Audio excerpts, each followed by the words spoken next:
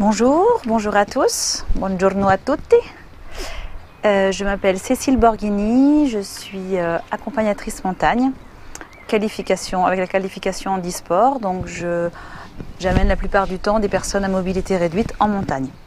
Ça peut être des personnes porteurs de handicap mental, de handicap physique, de handicap psychologique ou de handicap ce qu'on appelle sensoriel, les aveugles, etc. Ça peut être des personnes qui ont eu des maladies ou qui ont encore des maladies et qui ne marchent pas très bien, ou des personnes âgées. Donc c'est pratiquement mon travail, c'est pratiquement que ces personnes-là que j'amène en montagne. Je travaille avec plusieurs associations qui s'appellent En passant par la montagne, ou Handicap Évasion, ou le GEM, ou Ensemble, qui sont des associations françaises.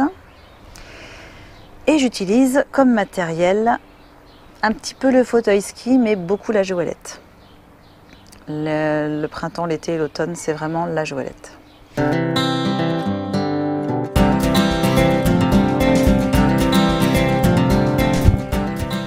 J'organise des treks dans les Alpes, en France, un petit peu en Suisse et en Italie. Et comme je suis à la recherche de beaux endroits avec des panoramas, des sommets, je suis souvent amenée à venir préparer ou organiser des treks dans les parcs et les réserves. À ce sujet, je voudrais remercier le parc du Grand Paradis qui nous a ouvert ses portes et on a été bien accueillis. Depuis 2015, il y a une quinzaine de personnes en fauteuil qui ont pu profiter de ces belles montagnes.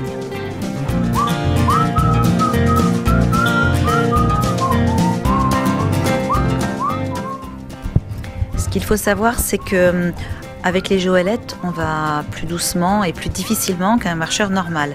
Donc quand le terrain est un peu accidenté, quand la porte est un peu forte, on ne peut pas faire les mêmes distances. Et parfois, il nous est impossible de relier deux refuges dans la même journée et on est obligé de s'arrêter, de faire un bivouac entre les deux.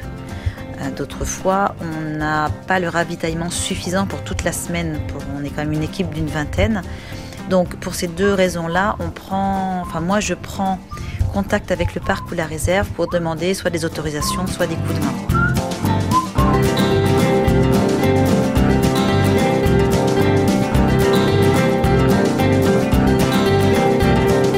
Sur le terrain, on a affaire aux gardes des parcs qui viennent voir un petit peu si tout se passe bien quand on a fait des demandes, ou qui nous donnent un coup de main des fois pour certains passages, ou d'autres fois aussi spontanément qui nous font un petit exposé sur le milieu ou les animaux, et c'est toujours très intéressant, toujours très bien accueilli, des personnes en fauteuil ou même des personnes valides qui les accompagnent.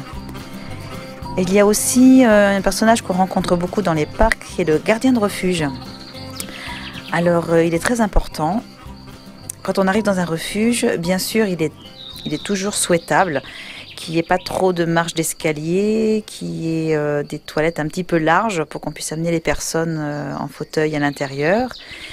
Mais je dirais que le plus important est surtout la considération qu'a le gardien de refuge à propos des personnes porteuses de handicap. Si l'accueil se fait de façon humaine, avec cette acceptation de la différence et en prenant en compte les personnes différentes comme des personnes comme les autres en fait, tout de suite le courant passe bien et on se sent bien.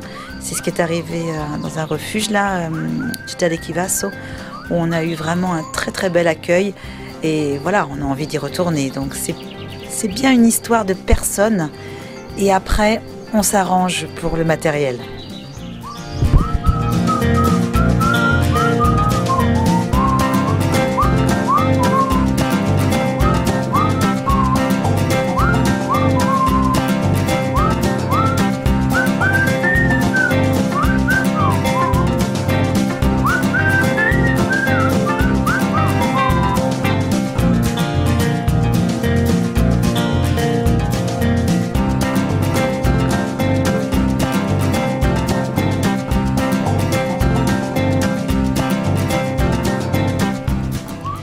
Voilà ce que je peux vous dire sur mon travail, sur mon vécu avec les personnes porteurs de handicap en montagne. J'aime cette activité, j'aime ce mélange des différences. Je trouve qu'on en sort tous grandis et je me réjouis de ce que vous êtes en train de travailler, de cette collaboration qui va permettre encore plus d'ouverture et plus de considération pour cette différence. Donc bravo. Bonne fin de journée. Ciao à tutti. Au revoir.